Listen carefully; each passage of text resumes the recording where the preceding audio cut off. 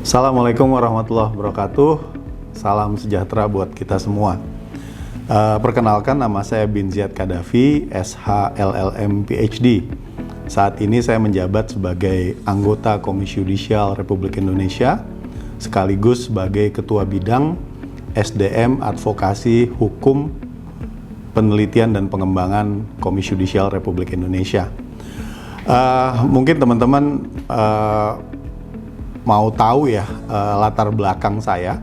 Saya ceritakan sedikit bahwa saya lahir di Jakarta. Saya sekolah SD di Jakarta. Pagi saya sekolah di SD umum. Kemudian waktu itu saya memang diminta oleh orang tua saya untuk ambil sekolah sore di Madrasah Ibtidaiyah yang letaknya tidak berjauhan dari SD saya. Jadi dengan begitu sejak kecil memang saya udah biasa sibuk ya, full day school. Kadang bahkan ditambah dengan ngaji di beberapa ustazah yang kebetulan merupakan teman dari ibu saya gitu ya, entah habis maghrib atau habis isya gitu, atau dengan kursus-kursus tambahan.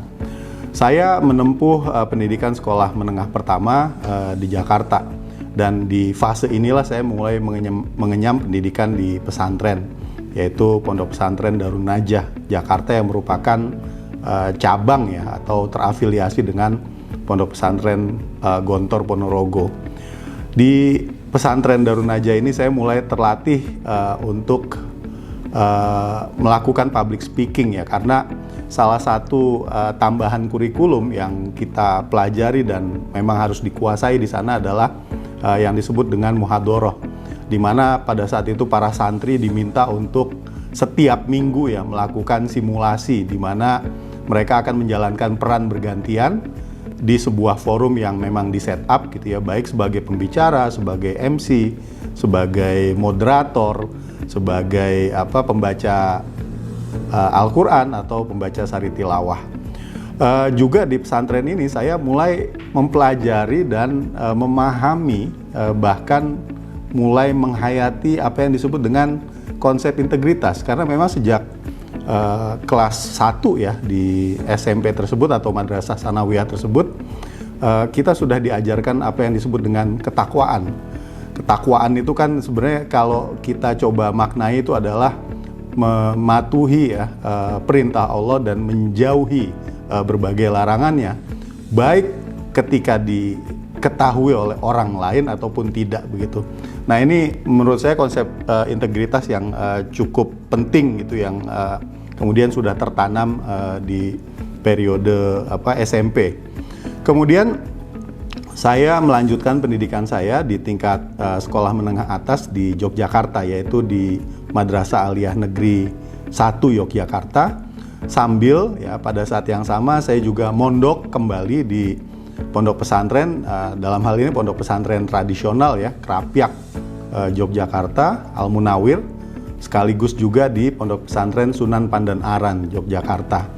Nah, kalau di sini yang paling kuat saya pelajari adalah soal kebersahajaan, kemudian penghormatan terhadap guru ya. Kalau di pesantren tentu saja kita harus terbiasa berhadapan dengan para kiai yang harus kita hormati, juga penghormatan terhadap keilmuan, terutama ketika kemudian kita mengetahui bahwa para guru kita, para kiai kita memang menguasai ilmu dengan sangat mendalam yang memang perlu kemudian kita warisi begitu.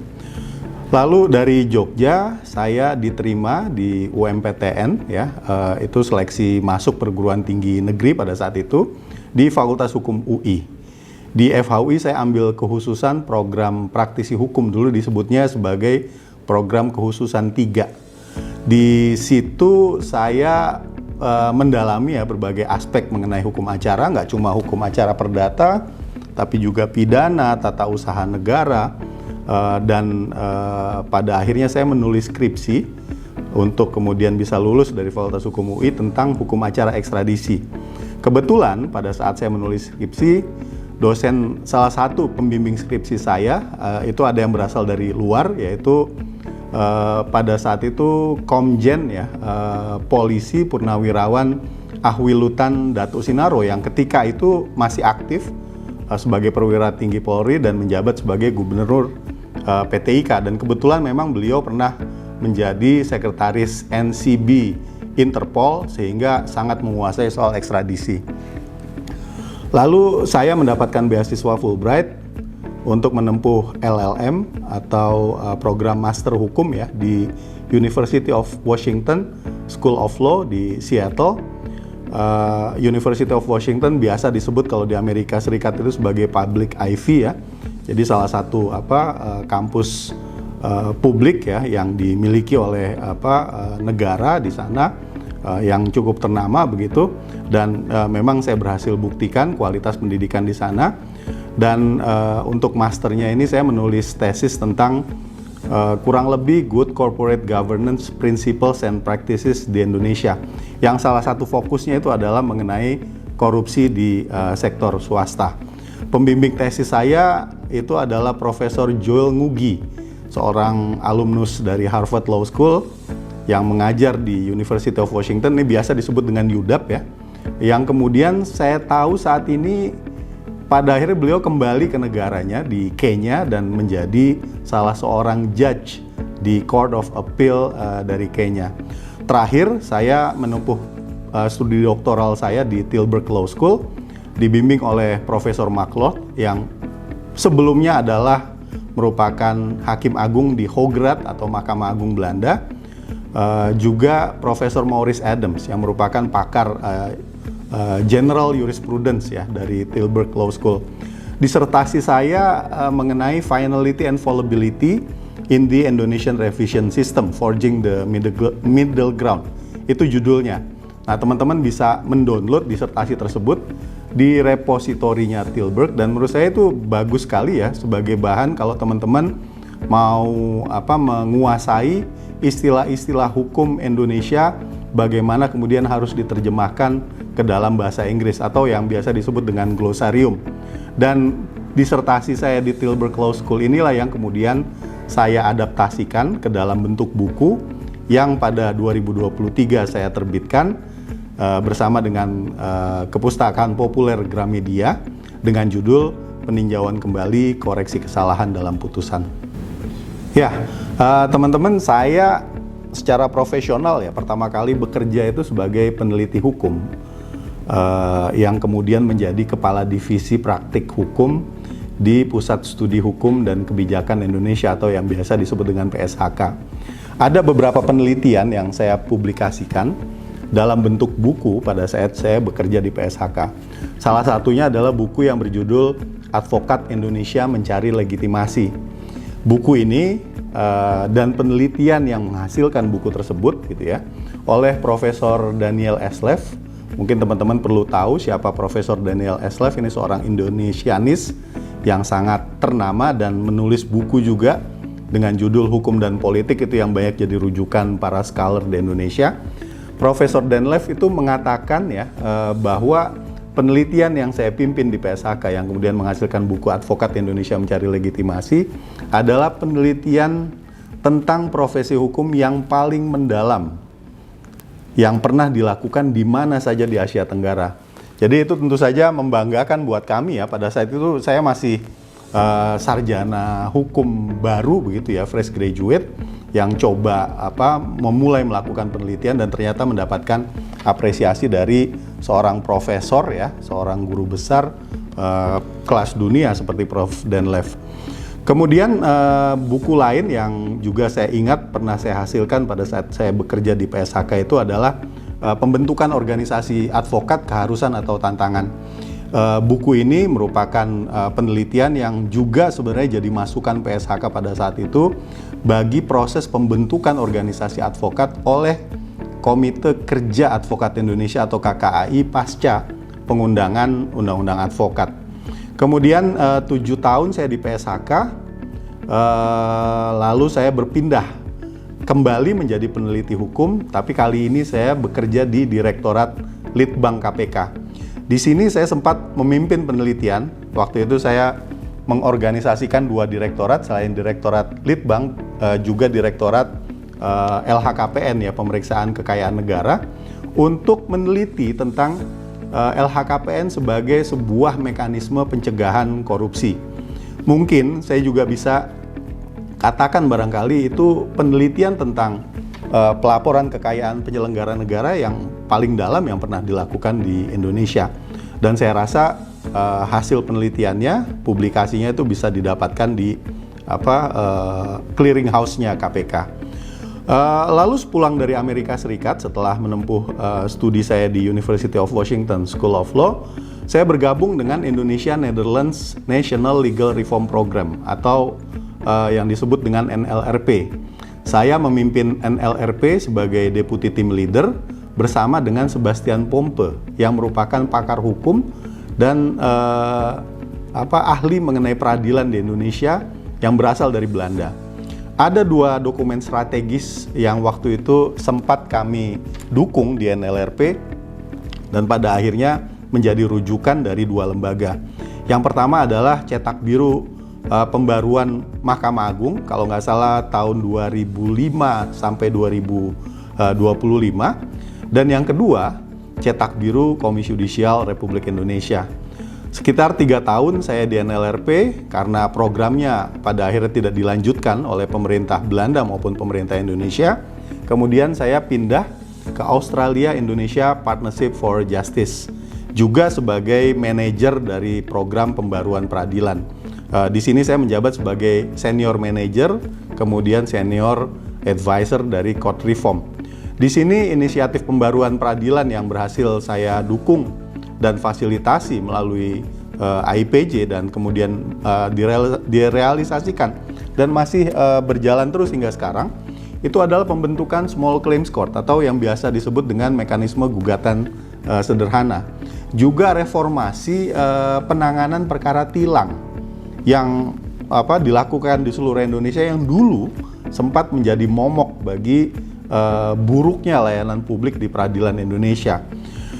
Sekira 7 tahun di IPJ, kemudian saya berpraktek hukum di Dispute Resolution Group, Practice Group ya, di Assegaf Hamzah & Partners, AHP.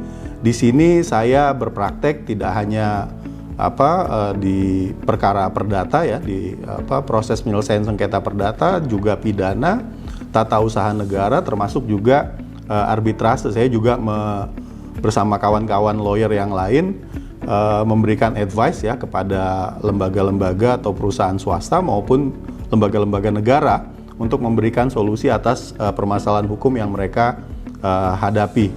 Dan 3,5 tahun di sana, saya rasa kemudian membawa saya kepada tantangan ya untuk mengikuti seleksi sebagai calon anggota Komisi Yudisial.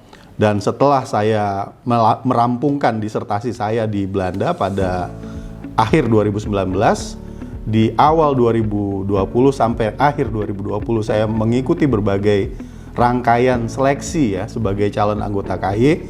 Alhamdulillah kemudian saya terpilih dan pada akhirnya diangkat sumpah di hadapan Presiden pada Desember 2020. Dan ya saya sekarang berada di sini sebagai anggota Komisi Yudisial.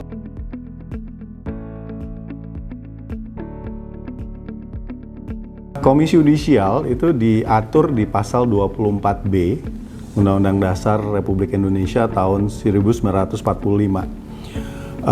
Ada 2 kewenangan besar ya yang diberikan oleh konstitusi kepada Komisi Yudisial dan ini bisa ditemukan di pasal 24B ayat 1. Yang pertama adalah mengusulkan pengangkatan Hakim Agung dan yang kedua itu dengan bahasa yang relatif panjang dan normatif, wewenang lain dalam rangka menjaga dan menegakkan kehormatan dan keluhuran martabat serta perilaku hakim. Tentu saja ya sebagaimana tadi sudah saya sebutkan, wewenang yang pertama itu yang paling jelas rumusannya, itu paling obvious bahwa KY menyelenggarakan seleksi Hakim Agung dan Hakim ad hoc di Mahkamah Agung. Sudah ribuan orang yang diseleksi oleh KY dengan banyak sekali latar belakang, mulai dari hakim karir, para praktisi hukum seperti advokat, para akademisi hukum gitu ya, juga mereka yang sebelumnya gitu ya menjabat sebagai hakim ad hoc. Dan lewat seleksi hakim agung maupun hakim ad hoc di MA, KAI sudah sampai saat ini menghasilkan setidaknya 82 hakim agung di berbagai kamar di Mahkamah Agung dan 10 hakim ad hoc di Mahkamah Agung, khususnya hakim ad hoc untuk perkara tindak pidana korupsi maupun perkara hubungan industrial atau yang biasa disebut juga dengan perburuhan.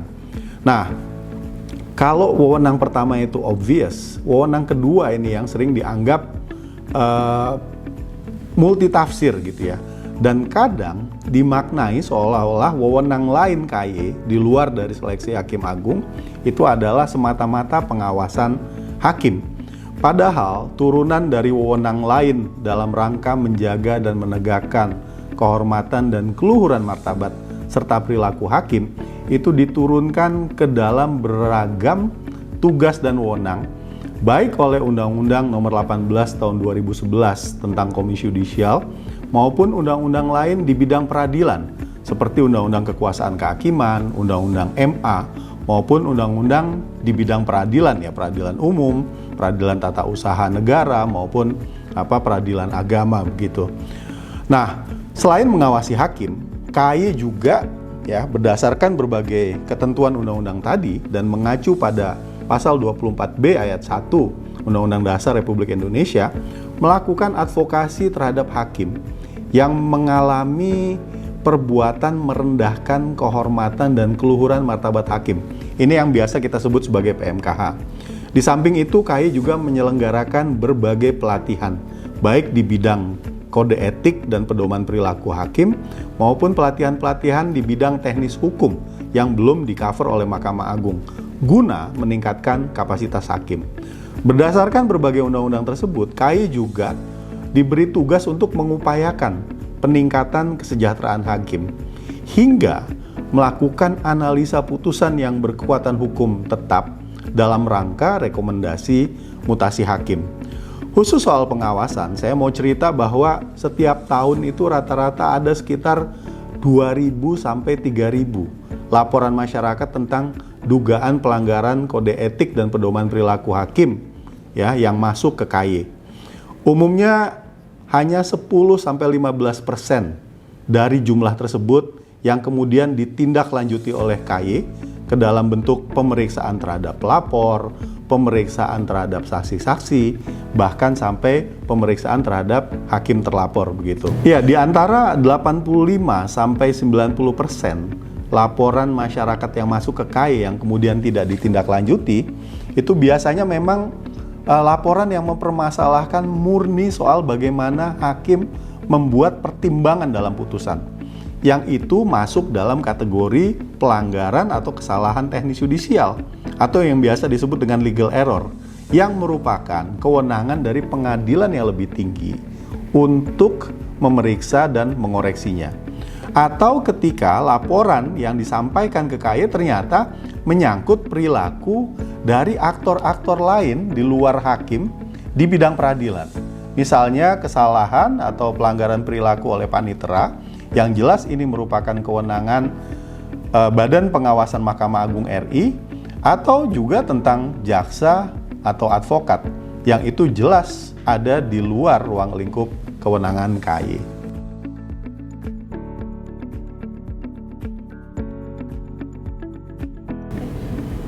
Oke, secara khusus, secara spesifik, saya diberi mandat untuk menjadi Ketua Bidang SDM, Advokasi, Hukum, Penelitian, dan Pengembangan KAI. Pembidangan ini merupakan pengkhususan ya, di luar dari tugas-tugas saya sebagai anggota KAI, yang memang harus dilakukan oleh setiap anggota KAI, misalnya untuk menyeleksi calon hakim agung, dan calon hakim ad hoc di Mahkamah Agung, juga mengawasi, memeriksa, serta mengusulkan penjatuhan sanksi pada hakim, terutama yang diduga dan pada akhirnya terbukti melanggar kode etik dan pedoman perilaku hakim. Di bidang SDM, tantangan besar saya selaku ketua bidang itu adalah mentransformasikan para pegawai KAI, khususnya mereka yang bekerja di bidang teknis ya, yaitu mereka yang mengurusi mekanisme dan proses seleksi hakim agung, mereka yang mengurusi pemantauan perilaku dan pengawasan hakim, juga mereka yang mengurusi investigasi guna membuktikan dugaan pelanggaran perilaku oleh hakim maupun juga guna melengkapi dasar pertimbangan KAY dalam menyeleksi calon hakim agung. Nah, para pegawai yang bekerja di unit-unit teknis ini itu memang membentuk mayoritas di KAY. Dan lewat transformasi ya yang kemudian harus kita lakukan, mereka kemudian menjadi jabatan fungsional penata kehakiman. Alhamdulillah prosesnya berjalan baik, meski sempat tertatih-tatih di awal, dan KAY sangat serius untuk membangun kompetensi serta integritas para penata kehakimannya melalui berbagai program. Di bidang SDM pula, tantangan terbesar berikutnya adalah penerapan sistem merit. Kita ketat sekali dalam menyeleksi dan mengangkat para pejabat struktural di KAY, mulai dari eselon 1 sampai bahkan ke eselon 4. Dasar utamanya adalah pertimbangan merit lewat mekanisme yang transparan, partisipatif, antara lain dengan melibatkan ya tokoh-tokoh yang kredibel untuk menjadi panitia seleksi. Bahkan juga kita minta seluruh pegawai untuk berkontribusi memberi masukan terhadap rekam jejak para calon yang berkeinginan atau mengikuti proses seleksi mengisi jabatan strategis di KAY. Juga tentu saja objektivitasnya itu harus kita jamin. KAY alhamdulillah di bidang SDM secara berturut-turut mendapatkan anugerah atau penghargaan ya, yaitu mendapatkan kategori sangat baik dari dulu Komite Aparatur Sipil Negara atau KASN dalam pengelolaan SDM. Ya, di bidang advokasi hakim ya, sejak 2015 yaitu sejak diundangkannya peraturan KAY nomor 8 tahun 2013 tentang advokasi hakim hingga saat ini, KAY sudah menangani sedikitnya 150 dugaan perbuatan merendahkan kehormatan dan keluhuran martabat hakim atau yang biasa disebut dengan PMKH di seluruh wilayah di Indonesia. Salah satu yang paling baru yang ditangani oleh KAY adalah penusukan ya, insiden penusukan terhadap seorang hakim pengadilan agama di Batam. Kemudian juga ada kericuhan yang terjadi di persidangan di pengadilan di Jakarta Utara, serta bentuk-bentuk PMKH lain ya, seperti pemukulan atau tindak kekerasan lain yang diarahkan kepada hakim, teror dan ancaman kepada hakim, perusakan fasilitas persidangan, demonstrasi berlebihan, hingga ke yang sifatnya lebih teknis seperti peretasan situs ya pengadilan.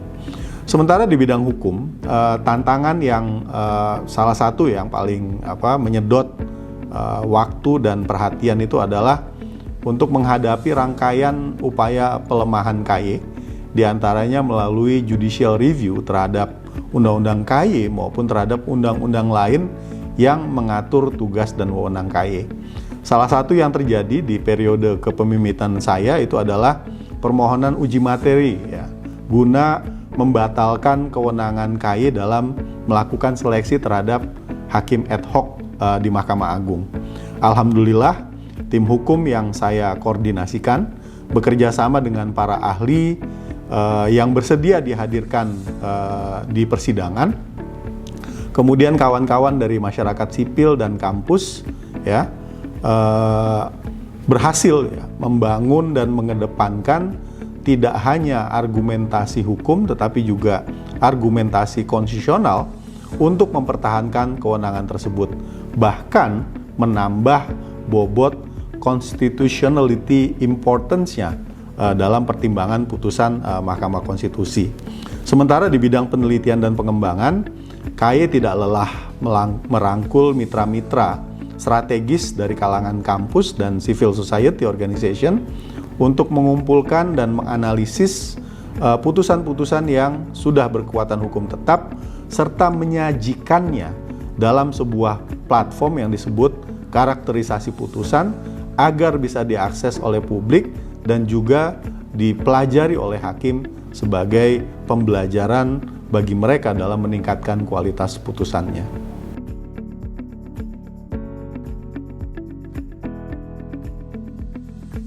Oke, ada beberapa profesi hukum ya, jenis profesi hukum yang kita kenal ya. Baik yang sifatnya mainstream seperti hakim, kemudian jaksa, lalu advokat begitu ya.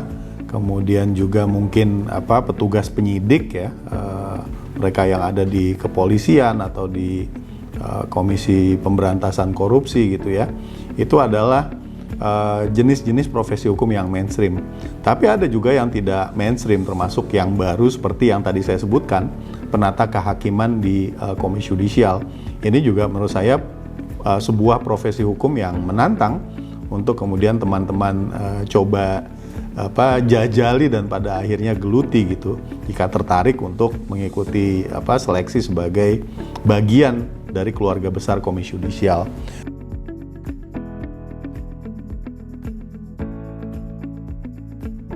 Nah, tapi terlepas dari berbagai jenis profesi itu, sebenarnya ada beberapa skill dasar yang harus dimiliki oleh profesional hukum. Yang pertama menurut saya skill yang harus dikuasai itu adalah membaca ya. Membaca dalam artian menguasai literasi, punya kemampuan literasi, yaitu tidak hanya membaca aksara tetapi juga berefleksi atas apa yang sudah dibaca, mengaitkannya dengan bacaan lain, terutama dengan tema spesifik yang sedang diteliti atau sedang jadi concern gitu ya, atau mengaitkannya bahkan dengan konsep-konsep maupun pengetahuan yang sifatnya umum. Lalu skill yang berikutnya itu yang menurut saya penting ya, selain membaca itu adalah berpikir kritis. Sebenarnya ada beberapa metodologi yang kemudian kita bisa jadikan acuan dalam melakukan pemikiran yang kritis ya, sebagai seorang profesional hukum. Di bidang hukum metodologi yang paling sering ya digunakan, yang saya rasa ini banyak diajarkan. Dulu saya mendapatkan materi ini secara khusus di waktu saya belajar di Amerika Serikat, itu IRAC. IRAC yang merupakan kependekan dari Issues, Rules, Application, dan Conclusion. Apa itu IRAC ya? Sekarang kita coba dalami satu persatu, mulai dari huruf I, issue. Ini adalah kemampuan buat kita, keterampilan bagi kita untuk mengetahui dan memahami kompleks fakta. Dan berdasarkan paradigma awal yang kita miliki untuk kemudian menemukan permasalahan atau isu hukum dari fakta tersebut gitu. Kemudian huruf yang kedua R atau singkatan dari rules. Di sini kita akan didorong, diarahkan untuk memahami dan merujuk pada berbagai sumber hukum yang relevan dengan isu yang sudah kita tentukan di atas. Mulai dari peraturan perundang-undangan, jurisprudensi atau putusan-putusan dari pengadilan yang lebih dulu, pengadilan yang lebih tinggi mengenai permasalahan yang sama, kemudian doktrin ya yang mencakup berbagai literatur hukum, juga prinsip, asas, pendapat para ahli yang dinyatakan ya, yang kemudian layak untuk jadi rujukan, termasuk juga berbagai hukum tidak tertulis seperti adat istiadat maupun social values begitu. Dan yang tidak kalah penting itu juga adalah perspektif perbandingan atau comparative perspektif. Kita harus melihat juga ya bagaimana negara lain atau sistem hukum lain, termasuk juga sistem hukum kita di masa lalu, mendekati permasalahan yang sedang kita kaji dan menyediakan solusi atas permasalahan tersebut. Di huruf berikutnya ada A atau singkatan dari application. Setelah kita mengumpulkan dan menganalisis berbagai rules yang relevan di atas terhadap permasalahan hukum yang sudah kita tentukan, maka pada fase ini, pada langkah ini, waktunya kita untuk menerapkan ya berbagai rules tersebut terhadap permasalahan hukum yang ada. Bagaimana peraturan perundang-undangan mengatur dan seharusnya kemudian diterapkan pada permasalahan tersebut. Bagaimana pengadilan-pengadilan di masa lalu, pengadilan yang lebih tinggi, memutus permasalahan tersebut. Bagaimana misalnya juga negara-negara lain atau sistem hukum lain seperti sistem hukum common law mendekati dan kemudian menyediakan solusi atas permasalahan tersebut.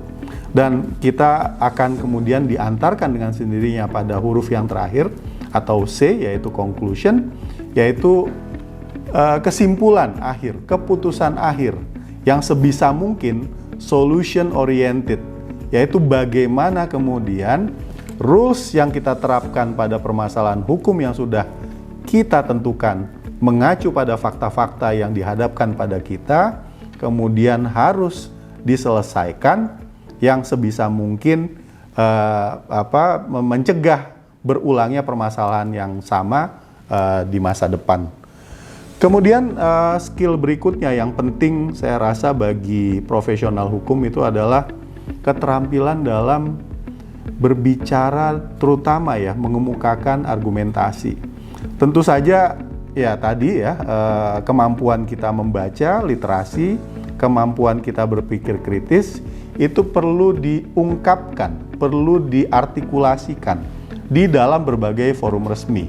Bagi hakim, bagi advokat, bagi jaksa, tentu saja di forum-forum pengadilan, di berbagai sidang pengadilan. Bagi seorang legislation maker, lawmaker ya, anggota DPR yang memang tugasnya membentuk undang-undang, ya tentu saja di rapat-rapat dengar pendapat, rapat konsultasi. Dan bagi seorang akademisi hukum ya tentu saja di depan kelas ketika kemudian berhadapan dengan audiensnya, baik itu mahasiswa maupun audiens lain yang memang sedang belajar hukum.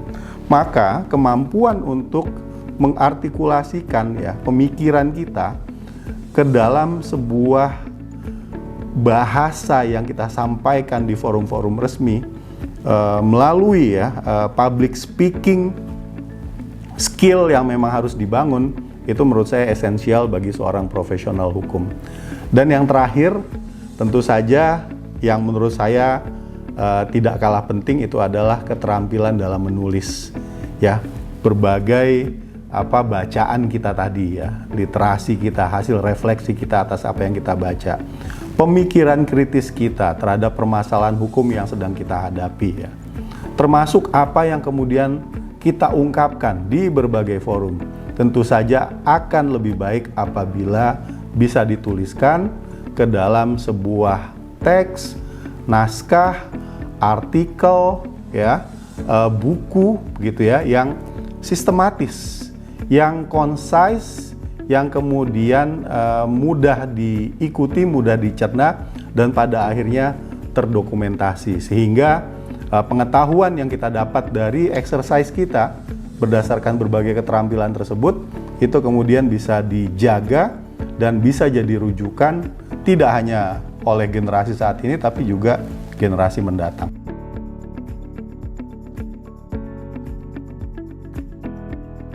Oke, menurut saya tipe kepemimpinan di bidang hukum yang paling sesuai ya dengan berbagai tantangan di bidang hukum yang kita hadapi belakangan itu adalah tipe kepemimpinan yang partisipatif, deliberatif, dan transformatif.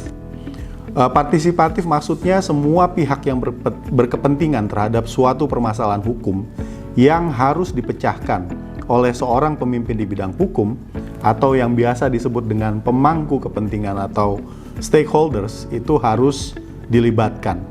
Para pemangku kepentingan ini harus dipetakan secara hati-hati agar tidak ada satupun yang terlupakan apalagi tersisihkan.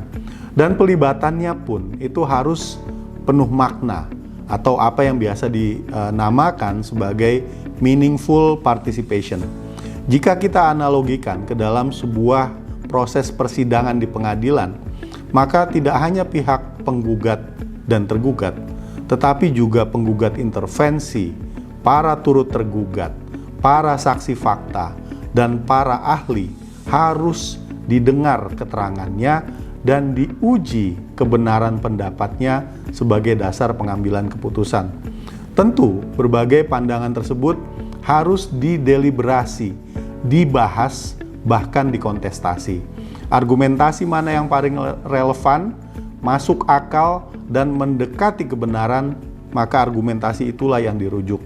Semua berdasarkan kontestasi argumen, deliberatif, tanpa pemaksaan semata-mata karena posisi kekuasaan. Dan tentu saja kepemimpinan di bidang hukum tersebut harus mampu mentransformasikan keadaan menjadi lebih baik lewat keputusan yang diambil. Setiap permasalahan digali berbagai akar permasalahannya.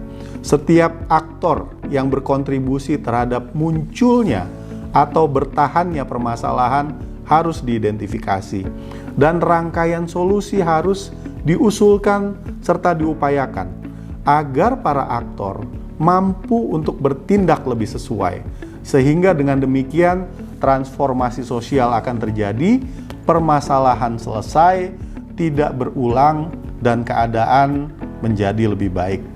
Kepemimpinan yang partisipatif, deliberatif, dan transformatif menurut saya adalah kepemimpinan yang dapat membantu pencapaian visi Indonesia Emas 2045.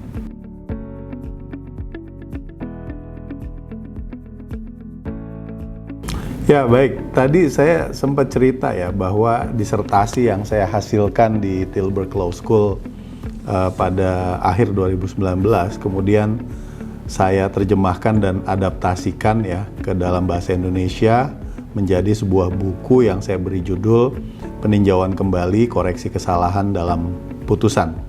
Buku tersebut diterbitkan oleh Kepustakaan Populer Gramedia atau KPG dan di launching pada pertengahan 2023.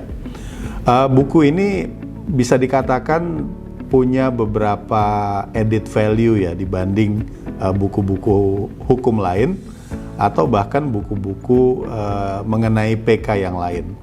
Yang pertama adalah buku ini memperbandingkan sistem peninjauan kembali atau PK antara Indonesia dengan Belanda.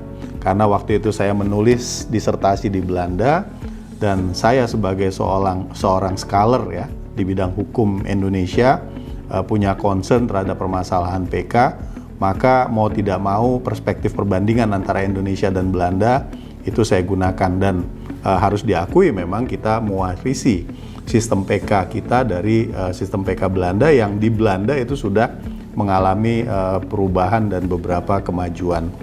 Kemudian buku saya berbeda dari buku hukum atau buku mengenai PK yang lain itu menganalisis banyak sekali putusan pengadilan.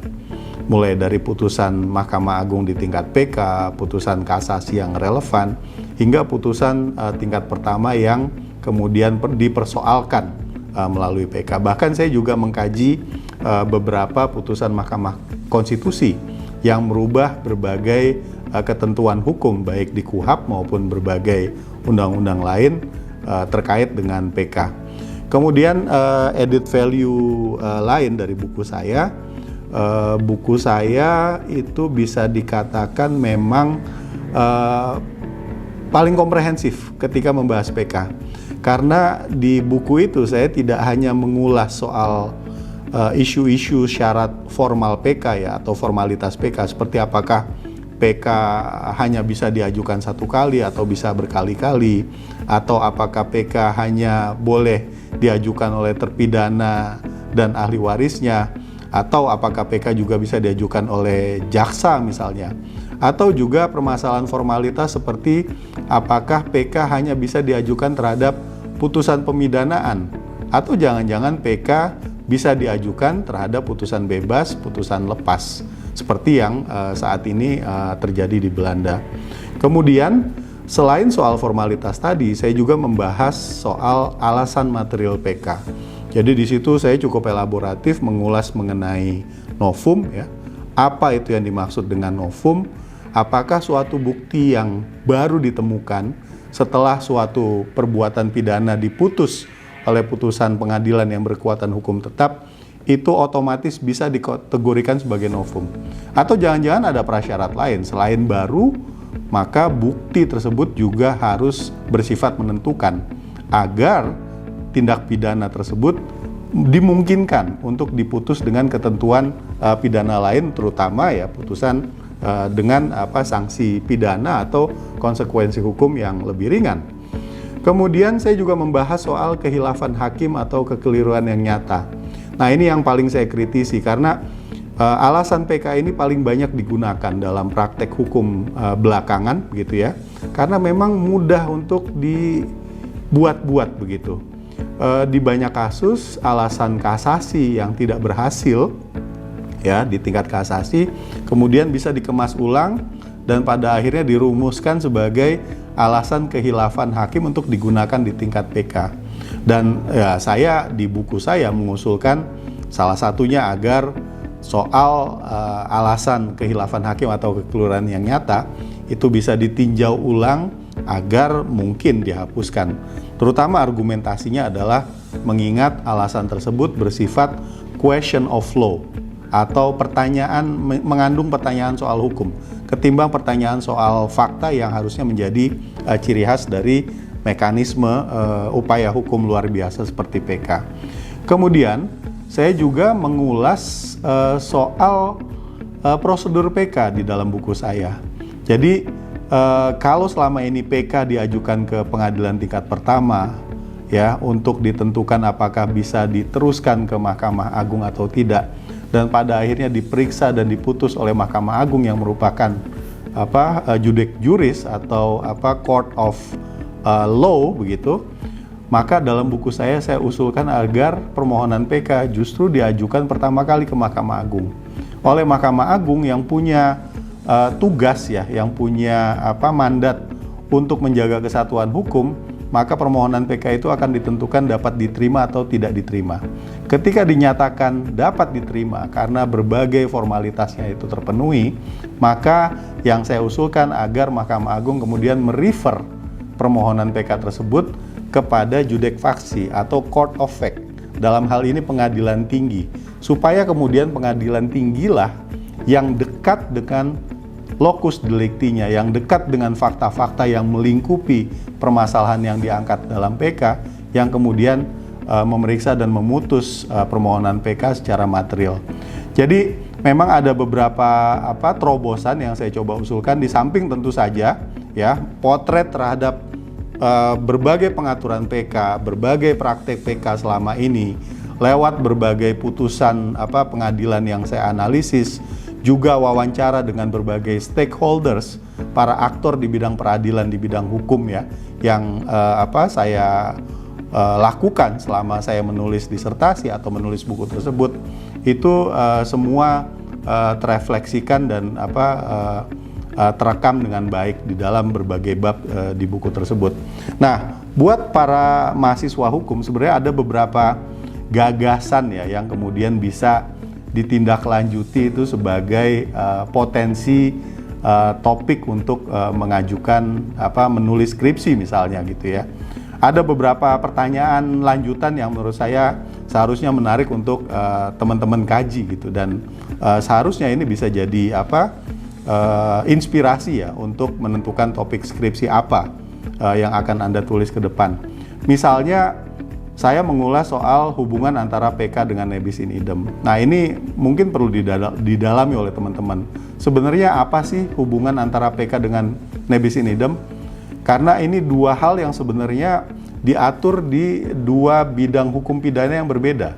Kalau PK itu diatur dalam hukum pidana formil atau hukum acara pidana, sementara nebis in idem adalah asas yang dianut di dalam hukum pidana material atau hukum pidana. Nah, apakah ada hubungan antara keduanya, dan di mana saja kemudian hubungan antara keduanya ini bisa ditemukan? Saya rasa teman-teman kemudian bisa merujuk pada buku saya untuk mengembangkannya ke dalam penelitian lebih lanjut. Atau kemudian yang tadi saya sempat bahas ya, bahwa selama ini kasasi dikenal dan diperlakukan sebagai judik juris. Mahkamah Agung adalah pengadilan yang memeriksa hukum atau court of law begitu ya, dan kasasi itu diperlakukan sebagai judek juris. Tapi pertanyaannya, kalau PK bagaimana?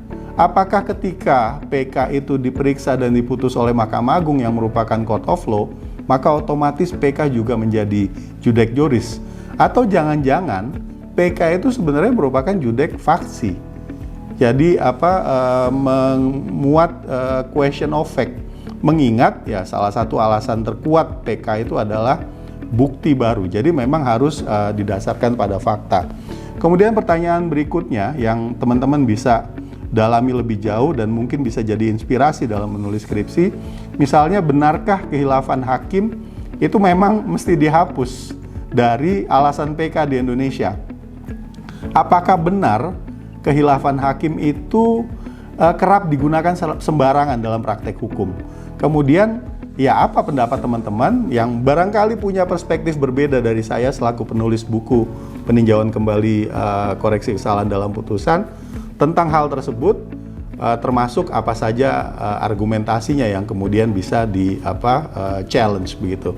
Saya rasa itu bahasan atau gambaran saya tentang buku yang saya tulis dan mungkin relevansinya dengan rencana teman-teman ya untuk menulis skripsi ke depan begitu.